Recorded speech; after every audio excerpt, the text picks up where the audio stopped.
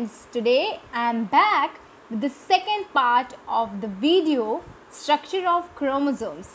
Now we are going to start with cell cycle. So let me define it first. Cell cycle is a series of events that take place in a cell leading to duplication of its DNA and division of cells to produce two daughter cells. Now let me tell you an important thing in this definition. This definition of cell cycle is valid only for mitosis. Okay. Now you will understand what I said just now more when I will tell you something more about mitosis in the later part of this video. So now let us start with the understanding part of cell cycle. So basically cell cycle एक series है, एक group है ऐसे events का जिसमें cell क्या करता है, अपने डीएनए को डुप्लिकेट करता है और अपने आप को डिवाइड करता है टू डॉटर सेल्स को प्रोड्यूस करने के लिए. सेल साइकिल टू फेजेस में कंप्लीट होता है और ये जितना भी मैं बता रही हूँ सेल साइकिल ये सिर्फ माइटोसिस के लिए वैलिड है. अब हम देखेंगे कौन से दो फेज़ में ये कंप्लीट होता है. सबसे पहला फेज़ होता है इंटरफेज़. इंटरफेज़ बेसिकली एक ऐसा फेज़ है जो खुद तीन पार्ट्स में है. तो इंटरफेज़ में सेल अपने आप को ग्रो करता है और ताकि वो अच्छे से डिवीज़न कर सके. और नेक्स्ट फेज़ जो उसको प्रोसीड करता है वो होता है एम फेज़ या माइटोसिस. अब इंटरफेज़ को पहले रेस्टिंग फेज़ कहा जाता था. दिस वाज बिकॉज क्योंकि इंटरफेज़ में क्रोमोसोम्स में कोई विजिबल चेंज नहीं होता. माइक्रोस्कोप से अगर आप इंटरफेस में किसी सेल को देखो तो उसमें कोई क्रोमोसोम्स में उसके कोई चेंज नहीं दिखता है. तो that is why the scientist called it resting phase. But now with the view of very high quality microscopes scientist have identified that cell increases is DNA. तो we cannot call it resting phase. And why it was called resting phase? It was basically as the cell chromosome did not show any significant, basically you can also say it visible change. So that is why scientists said it as resting phase. So now let me tell you a star fact that जो mitochondria होते हैं जो कि animal और plant cells दोनों में होते हैं और जो क्लोरोप्लास्ट होते हैं जो कि प्लांट सेल्स में प्रेजेंट होते हैं उनमें खुद का अलग डीएनए होता है. ये बहुत स्टार फैक्ट आपको काम आएगा जब मैं आपको आगे चीज़ें समझाऊंगी. सो फर्स्टली हम इंटरफेस पे प्रोसीड करते हैं. तो इंटरफेस पे हम चलते हैं. तो बेसिकली इंटरफेस को हम तीन पार्ट्स में विजुअलाइज करते हैं. सबसे पहला पार्ट होता है फर्स्ट ग्रोथ फेज़, फिर आता है सिंथेसिस फेज़ और फिर आता है second growth phase. So you have to remember that firstly first growth phase, उसके बाद सिंथेसिस फेज़ और फिर second growth phase. First growth phase को हम G1 भी कहते हैं, सिंथेसिस फेज़ को S कहते हैं, रिप्रेजेंट करते हैं, और सेकेंड ग्रोथ फेज़ को हम G2 कहते हैं. तो G1 starting with the first growth phase. So I am telling in some points. You can also take a screenshot of this in order to make notes. So now G1 में क्या होता है, सबसे पहले RNA and proteins are synthesized. So RNA जो होता है और जो प्रोटीन्स होती हैं वो सिंथेसाइज होती हैं, वो बनने लगती हैं सेल में और वॉल्यूम ऑफ साइटोप्लाज्म बढ़ता है. तो RNA का फुल फॉर्म मेरे ख्याल से आप सभी को याद होगा. तो होता है उसका फुल फॉर्म रिऑक्सी राइबोन्यूक्लिक एसिड. और इसमें क्या होता है, वॉल्यूम भी इंक्रीज़ करता है साइटोप्लाज्म का और माइटोकॉन्ड्रिया और क्लोरोप्लास्ट डिवाइड करते हैं. क्योंकि इनका खुद का डीएनए होता है इसलिए इनको कोई दिक्कत नहीं होती, आराम से डिवाइड हो जाते हैं. अब इस इंटरफेस के बाद सेल के पास दो रास्ते हैं. या तो वो और ग्रो करे, सिंथेसिस फेज़ में एंटर करे, या तो वो एक रेस्टिंग फेज़ में एंटर करे. तो फ्रेंड्स यहाँ जो मैं रेस्टिंग फेज़ बोल रही हूँ वो पहले वाले रेस्टिंग फेज़ से डिफरेंट है क्योंकि उसका गलत नाम था. इंटरफेस का मैंने बताया वो ओल्ड नाम था रेस्टिंग फेज़, वो रॉन्ग है. न्यू होता है रेस्टिंग फेज़. तो वो बेसिकली सेल के ऐसे फेज़ को रेफ़र करता है जिसमें सेल कुछ नहीं करता. और हमारे बॉडी के कुछ सेल्स इस फेज़ में होते भी हैं. So we will study them later. So now the cells are basically having two way, या तो वो सिंथेसिस फेज में एंटर करें और बाकी का डिवीजन करें आगे, या तो वो रेस्टिंग फेज में एंटर करें, जिसको हम लोग G0 के नाम से डिनोट करते हैं. Now friends, we are going to see about synthesis phase. तो बेसिकली सिंथेसिस फेज में क्या होता है, और ज़्यादा डीएनए सिंथेसाइज होता है और क्रोमोसोम्स डुप्लीकेट होते हैं. बेसिकली क्रोमोसोम इस तरह होता है कुछ, तो वो अपने की कॉपी बना लेता है और वो डुप्लीकेट हो जाता है. तो सिंथेसिस फेज में बेसिकली डीएनए सिंथेसाइज होता है और क्रोमोसोम डुप्लीकेट होता है. और फिर जो सेकेंड ग्रोथ फेज़ होती है फ्रेंड्स, तो फ्रेंड्स जो सेकेंड ग्रोथ फेज़ होती है वो भी बहुत सिग्निफिकेंट होती है और बेसिकली एक शॉर्टर ग्रोथ फेज़ होती है. जो फर्स्ट ग्रोथ फेज़ होती है उससे थोड़ी सी ये शॉर्ट होती है और ये सेल के लिए सिग्निफिकेंट है. अब कैसे सिग्निफिकेंट है, क्योंकि ये एक ऐसा स्टेप है जिसमें और जो प्रोटीन्स नेसेसरी होते हैं सेल डिवीजन के लिए, और जो भी मटेरियल होता है वो और सिंथेसाइज होता है. So basically you can say कि more proteins necessary for cell division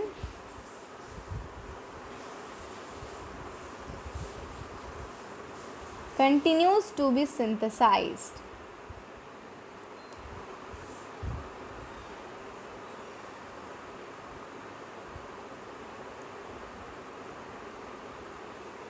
तो फ्रेंड्स, अब इसके बाद जो सेल होता है वो फुल्ली प्रिपेयर्ड होता है, वो कम्प्लीटली प्रिपेयर्ड है कि अब वो एम फेज़ या माइटोसिस करा सके. तो फ्रेंड्स, हम लोग सेल डिवीज़न पे जाने वाले हैं. तो बेसिकली ये सेल डिवीज़न के बारे में कुछ चीज़ें मैं बताना चाहूँगी कि cell division is very necessary. First तो इसकी क्या नेसेसिटी है, तो इसकी जो एक ही बहुत इम्पॉर्टेंट नेसेसिटी है कि cell division is essentially very necessary for continuance of life.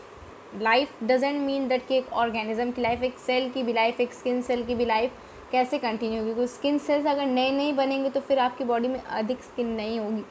तो इसलिए सेल डिवीजन एसेंशियल है. तो continuance of generally you can life. तो सेल डिवीजन पे हम लोग चलते हैं. सबसे पहला फेज़ होता है माइटोसिस. तो बेसिकली माइटोसिस के बारे में हम पॉइंट्स में स्टडी करेंगे और पहले हम लोग एक थरो ब्रीफिंग देंगे और उसके बाद हम लोग इसको डीप में पढ़ेंगे.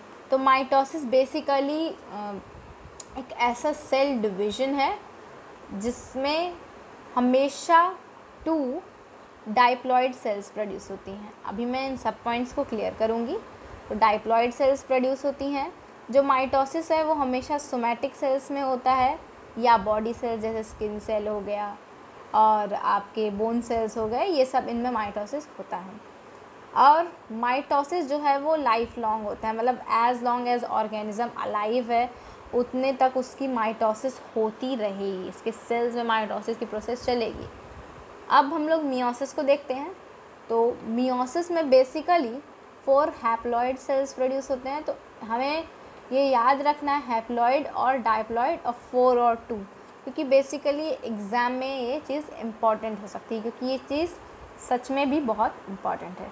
और ये जो है मियोसिस जो होता है वो बेसिकली जर्म सेल्स या जिनको हम स्पर्म्स और एग्स कहते हैं ऐसे सेल्स में होता है. तो बेसिकली इनको जर्म सेल्स में होता है, आप कहें गैमीट्स में होता है ये. तो गैमीट्स में होता है और उसके बाद ये लाइफ लॉन्ग नहीं होती, ये रिप्रोडक्टिवली एक्टिव एज पे होती है. जितने एज तक कोई भी ऑर्गेनिज्म रिप्रोड्यूस कर सकता है उतने एज तक होती है. तो इतने मेन डिफरेंसेस होते हैं माइटोसिस और मियोसिस के बीच, और ये पॉइंट्स से हम काफ़ी कुछ ब्रीफली इसको याद कर सकते हैं. सो नाउ फ्रेंड्स, फर्स्टली हम लोग एक सेल को थोड़ा सा एक इसकी इम्पॉर्टेंट पॉइंट देखेंगे. तो हम लोग देखेंगे कि सेल में क्या एक इम्पॉर्टेंट चीज़ होती है. फ्रेंड्स, किसी भी ऑर्गेनिज्म का सेल हो, आप उसे कैसे आइडेंटिफाई करेंगे? हम आइडेंटिफाई कैसे करते हैं? उसके क्रोमोसोम नंबर से करते हैं कि उसमें कितने क्रोमोसोम्स हैं. तो बेसिकली बहुत से ऑर्गेनिजम्स हैं. अब ह्यूमंस में जो होते हैं वो 23 पेयर्स होते हैं, मतलब टोटल वो 46 क्रोमोसोम्स होते हैं ह्यूमंस में. तो ये जो नंबर है 46 क्रोमोसोम्स का अगर यही नंबर ये सेल डिवाइड करेगा, अगर इसकी प्रोजेनी में, इसके जो डॉटर सेल्स हैं उसमें भी अगर 23 पेयर्स या 46 क्रोमोसोम्स अगर प्रेजेंट होंगे तो हम यही कहेंगे कि वो डाइप्लॉइड हैं। तब हम इन दोनों सेल्स को डाइप्लॉइड बोलेंगे, मतलब कि उनमें जो सेल का नंबर है वो एज सेम एज पेरेंट, मतलब कि 23 पेयर, मतलब इसमें 23 पेयर है तो आप n को 23 लेंगे और 2n मतलब होता है 46 यहाँ पे इस n को रखने पे। तो डाइप्लॉइड मीन्स 2n, मतलब ऐसे सेल्स जिसमें डबल ऑफ द पेयर हो। फ्रेंड्स जैसे पेरेंट्स में 23 पेयर है तो उनकी डॉटर सेल्स में भी 23 पेयर्स होने चाहिए, ना कि सिर्फ 23 क्रोमोसोम्स होने चाहिए। आई hope that it's very clear now. अब हम लोग हैप्लॉइड सेल्स पे चलेंगे। तो हैप्लॉइड सेल्स बेसिकली क्या होता है, मियोसिस के बाद प्रोड्यूस होते हैं। तो हैप्लॉइड सेल्स में बेसिकली 23 खाली वो क्रोमोसोम का नंबर है, कोई पेयर वेयर नहीं है। मतलब जो बाकी सेल्स थे उनमें 46 क्रोमोसोम्स थे और इसमें खाली 23 क्रोमोसोम्स हैं। इसका मतलब क्या है, इसमें हाफ है, तो इसमें खाली n है। That n as I told earlier it was 23, so it means it is haploid. तो ऑलवेज डाइप्लॉइड को हम लोग 2n लिखते हैं और हैप्लॉइड को हम लोग n लिखते हैं। So this you have to remember. अब माइटोसिस को हम लोग ध्यान से देखेंगे। तो फ्रेंड्स माइटोसिस भी 2 फेजेस में होता है। सबसे पहली होती है karyokinesis and the second is cytokinesis. So basically karyo basically nucleus को डिनोट करता है। तो karyokinesis is division of nucleus, यही ज़्यादा फेजेस में होता है। और cytokinesis is very simple. So cytokinesis, I hope you have guessed that cyto means cytoplasm.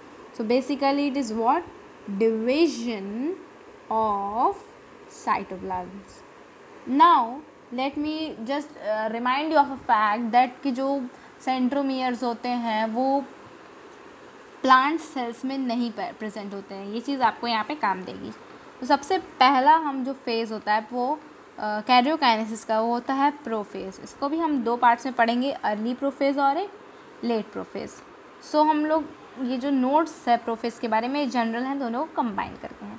सबसे पहला स्टेप क्या होता है कि जब प्रोफेज होता है तो उस टाइम क्रोमोसोम्स जो होते हैं माइक्रोस्कोप से वो थिक दिखते हैं और वो विजिबल दिखते हैं, मतलब वो दिखने लगते हैं। पहले क्या होता है जब सेल डिवाइड नहीं कर रहा होता है तो क्रोमोसोम्स नहीं दिखते, तब वो थ्रेड्स जैसे क्रोमैटिन दिखते हैं। और प्रोफेज के टाइम क्रोमोसोम्स थिक दिखते हैं और विजिबल दिखते हैं, ऑलरेडी हो चुके होते हैं उस टाइम तक।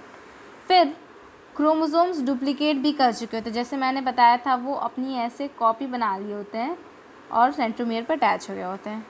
अब उसके बाद सेंट्रोसोम्स जो एनिमल सेल्स में प्रेजेंट होती है वो स्प्लिट हो जाती है 2 पार्ट्स में।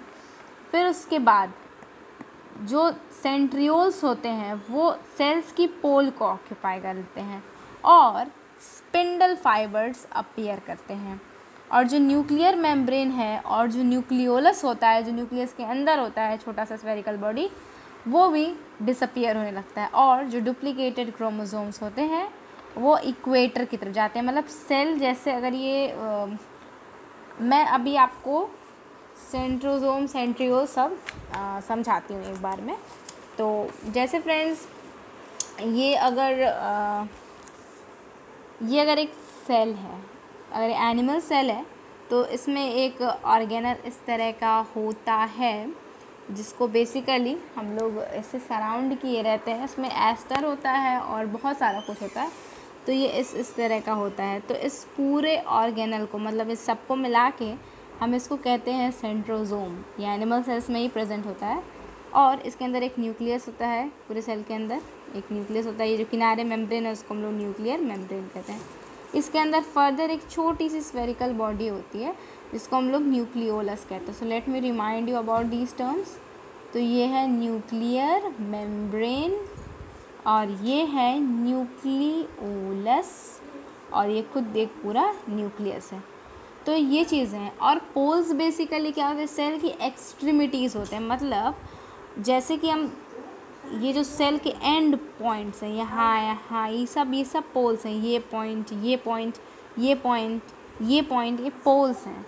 और इक्वेटर क्या है, हम सेल को अगर हाफ कर दे बीच में से, तो ये जो पॉइंट है जिस लाइन पे वो हाफ हो रहा है वो इक्वेटर है, या इधर से भी ले सकते हैं इक्वेटर। तो हम लोग बेसिकली सेल को हम लोग एक हॉरिजॉन्टल वे में देख रहे हैं, तो इसलिए हम लोग मानते हैं कि जो क्रोमोसोम्स हैं वो इक्वेटर पे आ गए हैं, इस तरफ इस लाइन पे सब आ गए हैं।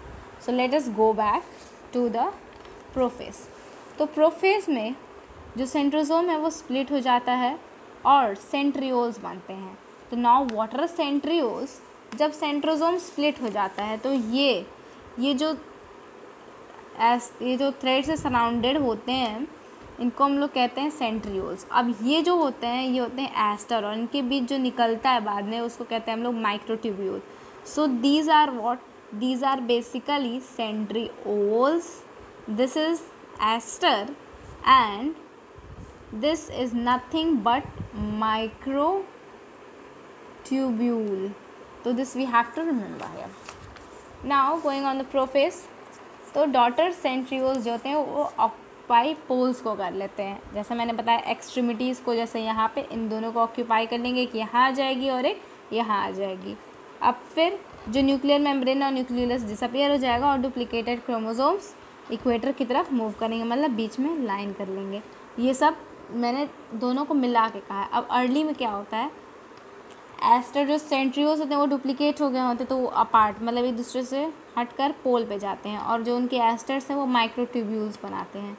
और इस फिगर में ये सेंट्रोमियर है जो कि पॉइंट ऑफ जॉइनिंग ऑफ जो क्रोमैटिड्स हैं उनका पॉइंट ऑफ जॉइनिंग है। और ये जो बेसिकली क्रोमोसोम है या कह सकते हैं डुप्लीकेटेड क्रोमैटिड है। Same goes for this plant cell. So this is animal cell. आप इसको देख के समझ सकते हैं, क्योंकि इसमें जो है वो सेल वॉल नहीं, 2 लेयर्स नहीं है, इसमें आप 2 लेयर देख रहे हैं। तो I hope you understand that this is plant cell and this is animal cell. Now let us go on the late part of the prophase. As importance can be placed anywhere, and I was just thinking of something important and it fell out of my mind. Now I got it and I am telling you one thing very important that you have to remember, because exams में जो phases हैं वो draw करने के लिए पूछे जाते हैं। तो एक बहुत इंपॉर्टेंट चीज़ है जिसकी अक्सर गलतियाँ हो भी जाती हैं, वो ये है कि जैसे कि अगर आपने यहाँ पे कुंडला के 4 पेयर्स लिए हैं, तो इसी को अगर आप यूज़ करके बना रहे हो, प्रोफेज बनाना है और सपोज़ अगर आपको एनाफेज बनाना है, तो इन्हीं 4 को आपको कांस्टेंट रखना होगा। ये नहीं कि किसी फेज़ में आपने खाली 3 बनाया और अगले फेज़ में आप 4 बना रहे हैं, तो ये चीज़ बहुत गलत हो जाएगी, आपके नंबर्स कट हो जाएंगे, फिर उस पार्ट पे कोई नंबर नहीं मिलेगा। तो you have to take a lot of care that कि अगर आप 4 पेयर्स बना रहे हो तो उसी सेल के अदर फेजेस में भी आप 4 पेयर्स ही बनाएंगे, otherwise it will go wrong. Now let me tell you about the late part. So now this is early, now it will be easy to compare. ये ऐसे ही पढ़े हैं और उसके बाद हम लोग इसके लेट पार्ट पे चलते हैं। तो लेट पार्ट में बेसिकली क्या हो रहा है, लेट पार्ट में क्या हो रहा है कि जो न्यूक्लियर मेम्ब्रेन है वो डिसअपियर काफ़ी हो चुकी है। जो एस्टर है, एस्टर ये हैं और ये सेंट्रियोल्स है। Let me clear it. अब इन्होंने माइक्रोट्यूब्यूल्स रेडिएट कर दिए जो कि अब बड़े बड़े होकर स्पिंडल फाइबर्स बन गए हैं। ये सब स्पिंडल फाइबर्स हैं, ये जो आप लंबे लंबे यहाँ से जो फाइबर देख रहे हैं वो स्पिंडल फाइबर हैं। और ये चारों पेयर्स ऑफ क्रोमोसोम अब ये धीरे धीरे धीरे धीरे धीरे आना शुरू होंगे। So I hope that you can identify some mistake in the diagram. This is for you to identify.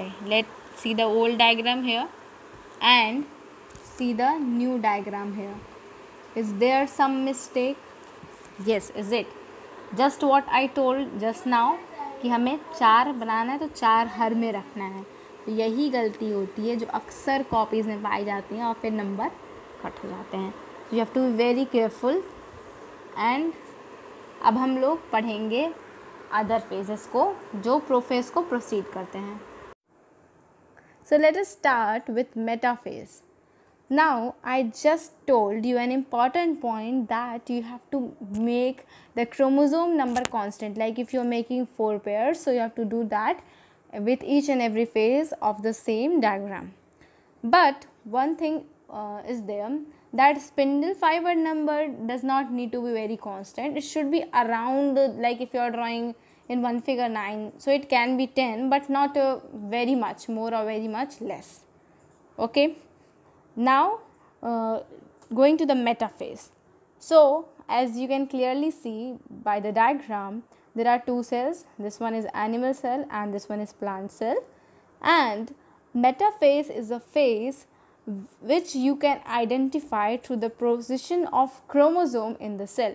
Metaphase, if you see the diagram, you will see that all chromosomes are there in one line. So this is the most important characteristic of metaphase. Now in the earlier video I have told you that the centromere's function is also to attach the chromosome with the spindle fibers. That fact will help you in this video. Now let us go on this phase finally.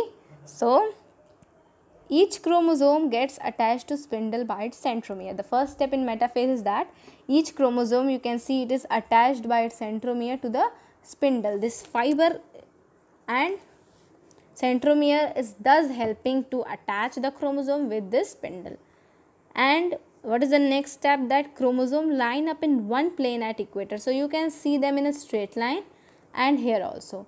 So this is an important characteristic of metaphase. So these two steps are there in metaphase. Now whenever you draw the diagrams or phases of cell mitosis, so you have to remember very clearly that you never draw centrosomes, centrioles in the plant cell because they do not exist there. Now we are going toward the anaphase.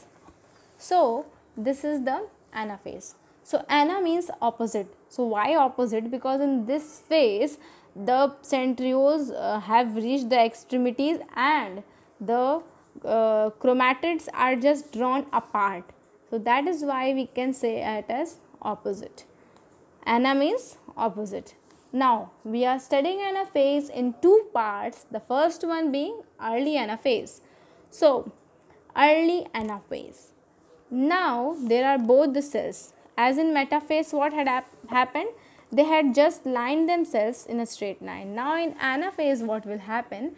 That this spindle fibers will shorten a little in length, वो थोड़े से छोटे हो जाएंगे और इन दोनों को जो ऐसे इस तरह थे उन दोनों को वो खींच लेंगे इस साइड. मतलब कि एक सिस्टर क्रोमैटिड एक साइड चली जाएगी और एक सिस्टर क्रोमैटिड एक साइड चली जाएगी. मैंने बताया था कि ये दोनों क्रोमैटिड्स हैं, ये एक पूरा क्रोमोसोम है और जब ये थ्रेड के फॉर्म में रहती है तो ये क्या है? क्रोमैटिन है. तो इस वीडियो में भी और पहले वीडियो में मैंने बीच में बताया था कि क्या डिफरेंस है क्रोमैटिड्स, क्रोमोसोम और क्रोमैटिन के बीच. Same I am just reminding here. Now you see that they are just drawn apart. ये दोनों, ये इस पोल की तरफ खिंचा रहा है लेफ्ट पोल की तरफ और ये राइट पोल की तरफ. तो एनाफेज में जो सिस्टर क्रोमैटिड्स होते हैं वो सेपरेट हो जाते हैं और जो सेंट्रोमियर होता है, देखिए आप, वो भी यहाँ पे डुप्लीकेट किया क्योंकि इसके पास भी है और एक इसके पास भी है. इसमें एक और चीज़ होती है कि सेंट्रोमियर जो होता है वो डुप्लीकेट करता है या स्प्लिट करता है. अब यही चीज़ें प्लांट सेल में भी हो रही हैं. तो you have to just label that sister chromatids separate and move apart to opposite poles. And what is the reason behind this? That spindle fibers get shortened. Spindle fibers shortened जाते हैं. Now you see that in both the phases, anaphase you cannot see any nuclear membrane, as well as in metaphase you cannot see any nuclear membrane. It was just disappearing in the prophase. So I am telling you an important reason why does the nuclear membrane disappear. क्यों nuclear membrane disappear करती है? तो उसके पास एक important reason है. इस phenomena के पास एक इम्पॉर्टेंट रीज़न है. क्या है कि जब तक अगर ये न्यूक्लियर मेम्ब्रेन अगर ये डिसअपियर नहीं करेगी तो इसके अंदर जो क्रोमोसोम्स हैं, ये जो क्रोमोसोम्स हैं ये बाहर नहीं मूव कर पाएंगे. इनको फाइनली क्या करना है? इनको एनाफेज में इनको स्प्लिट होना है, सेपरेट होना है और इनको एक अपोजिट पोल की तरफ जाना है. अगर ये न्यूक्लियर मेम्ब्रेन बीच में होती तो ये ऑपोजिट पोल्स की तरफ नहीं जा पाते. इसीलिए न्यूक्लियर मेम्ब्रेन जो है वो डिसअपियर हो जाती है. तो it disappears in order to hinder not the movement of chromosome to the opposite pole. तो उनको हिंडर नहीं करना है, उनके रास्ते में कोई ऑब्स्टिकल नहीं डालनी है, इसीलिए वो क्या करते हैं, डिसअपियर कर जाते हैं, और न्यूक्लियोलस भी डिसअपियर कर जाता है। Now what happens in the late anaphase, इसी के बाद एक लेट एनाफेज होता है, उसमें आप एक बहुत सिग्निफिकेंट चेंज देखेंगे। तो लेट एनाफेज में आप जब भी लेट एनाफेज का कोई डायग्राम आपके सामने पेश किया जाएगा तो आप उसमें देखेंगे कि एक फरो या एक पिट या एक होल कह सकते हैं, एक गड्ढा कह सकते हैं, वो बन जाता है एनिमल सेल में, और ये जो फाइबर्स हैं वो शॉर्टेन हो गए होते हैं। एंड अगर यही डायग्राम प्लांट सेल का आपके सामने दिया जाएगा तो आप देखेंगे काफ़ी शॉर्ट हो चुके हैं स्पिंडल फाइबर और ऑपोजिट साइड खिंच चुके हैं ये सिस्टर क्रोमैटिड्स। तो बाय दीज टू फीचर, सबसे पहला फीचर एनिमल सेल में आप देखेंगे कि फरो थोड़ी सी बननी स्टार्ट हो गई है और ये ऑपोजिट पोल्स की तरफ जा चुके हैं, और प्लांट सेल में सिर्फ ऑपोजिट पोल्स की तरफ गए हैं। ये दो फीचर्स आपको हमेशा रिमेंबर करना है कि ये फीचर्स हमेशा लेट एनाफेज में पाए जाते हैं। तो आपको ये दो फीचर्स याद रहेंगे तो आप ईजिली, अक्सर जब बोर्ड में पूछा जाता है कि कौन सा फेस दिखा रहे हैं, तो you can easily tell which phase is being shown in the diagram. Now how you will identify early anaphase, बस इसमें क्या होगा, शॉर्टन नहीं हुए, देखिए ये अभी भी कर्व्ड हैं, और लेट वाले में ये थोड़े से स्ट्रेट हो चले हैं, और क्लीवेज नहीं बना है। यहाँ पे क्लीवेज क्या है, बना नहीं है, और यहाँ पे बन गया। तो बस इतनी ही चीज़ों को आपको अपने माइंड में रखनी है, और इससे आप डायग्राम्स में फेजेस को आइडेंटिफाई कर सकते हैं।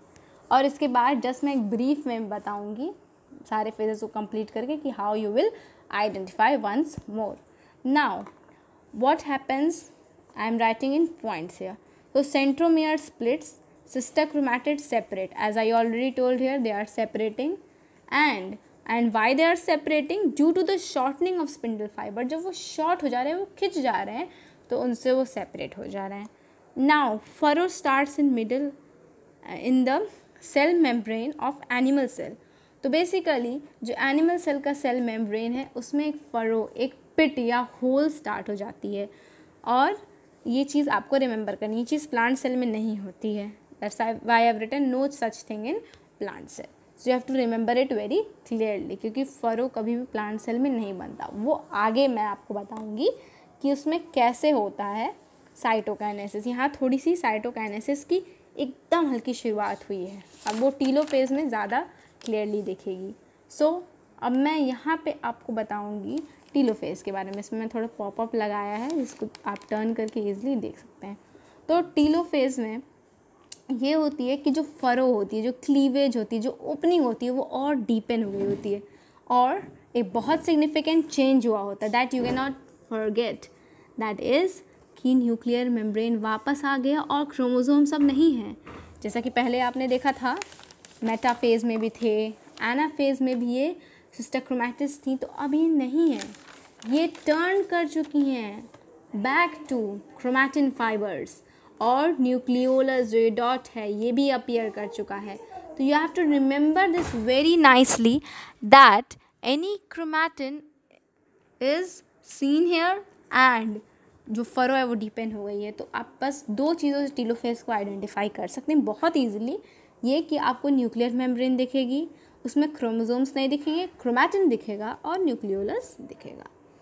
और प्लांट सेल में कैसे इसको आइडेंटिफाई करेंगे, सेम है कि न्यूक्लियर मेम्ब्रेन आ गई वापस और क्रोमैटिन आ गया, न्यूक्लियोलस आ गया, और एक बहुत सिग्निफिकेंट चेंज हो गया कि वहाँ सेल प्लेट फॉर्म करी। सेल प्लेट बेसिकली ये फॉर्म करती है इक्वेटोरियल प्लेन पे मिडल में, और ये ग्रो करती है, ये बेसिकली डिवाइड कर देती है प्लांट सेल को दो सेल्स में।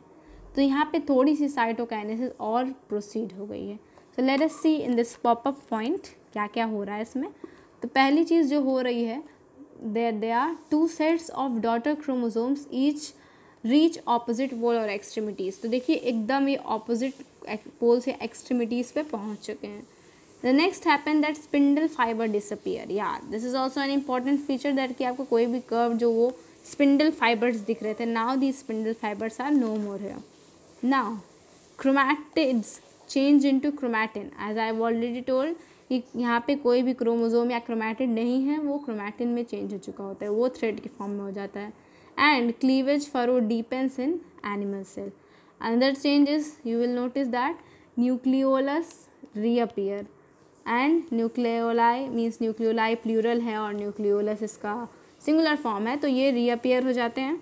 और cell plate is laid down in cytoplasm at equatorial plane in plant cell। जैसे प्लांट सेल के मिडल में एक सेल प्लेट शुरू हो गई होती है जो आखिरी में पेरीफेरी तक ग्रो करेगी और finally the cell will divide into two daughter cells. Now let us proceed on the next part. As I told, mitosis occurred in two phases, karyokinesis and cytokinesis. Cyto means division of the cytoplasm. Now you are seeing cytokinesis here. So firstly let us see in animal cells. अब ये cleavage furrow जैसे मैंने बताया था telophase में ये बहुत deep हो गई होती है और फाइनली ये दोनों क्या होते हैं, टू डॉटर सेल्स बन जाती हैं। ये डॉटर सेल्स हैं। Same in plant cell, but यहाँ पे कोई क्लीवेज फरो नहीं है। यहाँ पे क्या हो रही है, जो सेल प्लेट है वो पूरी तरह ग्रो कर चुकी है, पेरीफेरी या एंड्स तक पहुँच चुकी है और दो प्लांट सेल्स आपको दिख रहे हैं। Cell plate grows till periphery. So these two things you have to remember. Now mitosis is almost completed. Now we are reaching on the significance of mitosis. So mitosis के भी basically 4 significance हैं। कोई chromosome number उसको कोई significance नहीं, उसकी characteristic है। तो मेनली 4 सिग्निफिकेंस है। सबसे पहली सिग्निफिकेंस होती है वो ग्रोथ के लिए इम्पॉर्टेंट है। Why? Because it increases body size. आप जब बच्चे थे, छोटे से बच्चे थे और अभी आप एक टीनेजर हैं तो आपकी बॉडी साइज़ में बहुत डिफरेंस आया है, आपकी हाइट इंक्रीज़ हुई है, आपका वेट इंक्रीज़ हुआ है और बहुत कुछ। तो increase in body size is cause due to mitosis in your body cells. बिना माइटोसिस के आपकी बॉडी सेल्स बढ़ेंगी नहीं और फिर कैसे साइज़ में चेंज होता। तो इसीलिए आप बचपन से जब से बड़े होते जा रहे हैं आपके सेल्स में बहुत ज़्यादा माइटोसिस हुआ है, बहुत रिपीटेड माइटोसिस होने की वजह से you have grown such taller and more weight you have gained and many more things. Second significance is repair. So repair of damaged and wounded tissue. Suppose you get any injury, कहीं हाथ में चोट लग गई, कहीं cut हो गया, कहीं माइनर सा कट होता है, कहीं मेजर सा कट होता है। So after some days if any small cut is there, you see that the cut has healed and you cannot identify where the cut was. So you cannot now identify that where the cut was. It is due to the activity of the cells, that is they are doing mitosis, they are forming new cells और जो भी broken ends हैं, जो भी cuts हैं उनको fill कर रहे हैं, यही जो activity है mitosis. Now replacement, अगर कोई cell old हो गई है, कोई cell dead हो गई है तो वहाँ पे भी new cells आ जाती हैं और उस area को replace कर देती हैं और आपकी बॉडी के सारे सेल्स हमेशा 7 ईयर्स में रिन्यू होते हैं। जब आप 7 ईयर्स के होते हैं और फिर जब 14 ईयर्स के होते हैं और फिर अगली बार जब 28 ईयर्स के होते हैं तो तब तक हर 7 ईयर्स में आपके सभी सेल्स रिन्यू हो जाते हैं। Now it helps in asexual reproduction. जैसे एमीबा है, वो सिंपली एमीबा इस तरह का कोई ऑर्गेनिज्म होता है, ये यूनिसेलुलर होता है, इसके एक ही सेल होते हैं और ये फाइनली डिवाइड करके 2 छोटे एमीबा, मतलब ये भी आगे ग्रो करते हैं, इसके 2 डॉटर सेल्स होती है, इनको ये राइज दे देता है। तो ये माइटोसिस की वजह से हो रहा है। तो ये एमीबा में होता है माइटोसिस और अदर बहुत सारे जो यूनिसेलुलर ऑर्गेनिजम्स हैं जो एसेक्सुअल मेथड से रिप्रोड्यूस करते हैं, मतलब खाली एक ही पेरेंट होता है, तो उस मेथड में भी mitosis is very helpful. So you have major 4 significance of mitosis, that is growth, repair, replacement and asexual reproduction. Now as I told earlier in this video that I will tell you a briefing of how to remember the phases in mitosis. That is very important for your board exams. Now let me provide that briefing to all of you. So I am just starting with prophase. So how will you identify whether the phase given to you in the exam is prophase or not? So पहले चीज़ आपको जो ये notice करनी है कि जो centrioles हैं वो ऑपोजिट पोल्स पर नहीं मूव किए होंगे और सेकेंड चीज़ जो आपको नोटिस करनी है वो ये है कि जो क्रोमोसोम्स हैं वो बहुत क्लियरली विजिबल हैं सेंट्रोमियर्स के साथ। And third thing you have to notice that nuclear membrane has still not disappeared, अब ये डिसअपियर नहीं हुई है।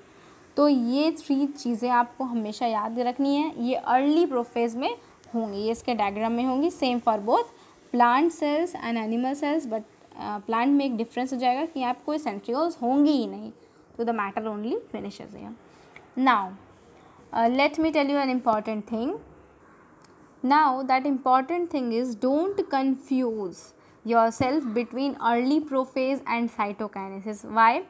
Because in cytokinesis आपको एक बहुत मेजर चेंज दिखेगा. पहले तो ये कि जो साइटोकाइनेसिस होता है उसमें सेल जो होती है वो बहुत डिवाइड हो चुकी होती है और उसमें क्रोमैटिन होता है, क्रोमोसोम्स नहीं दिखते हैं, और न्यूक्लियोलस भी दिखेगा आपको, न्यूक्लियर मेम्ब्रेन सब दिखेगा. लेकिन सबसे मेजर चेंज जो हो जाएगा यहाँ पे कि आपको क्रोमैटिन दिखेगा, क्रोमोसोम नहीं. So how you will identify? Now the phase given is late prophase.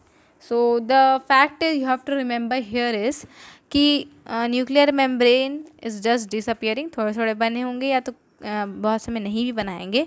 तो you have to not confuse. And आपको एक चीज़ बस यहाँ ध्यान रखनी होगी कि ये जो क्रोमोसोम्स हैं ये एक सिंगल लाइन में भी नहीं है और ये स्प्लिट भी नहीं हुए हैं जैसा कि एनाफेज में होते हैं. तो ये जो फेज़ है वो लेट प्रोफेज का है. और न्यूक्लियर मेम्ब्रेन अगर डिसअपियरिंग बनाई गई तो इट इज़ जस्ट वेरी कन्फर्मेटिंग.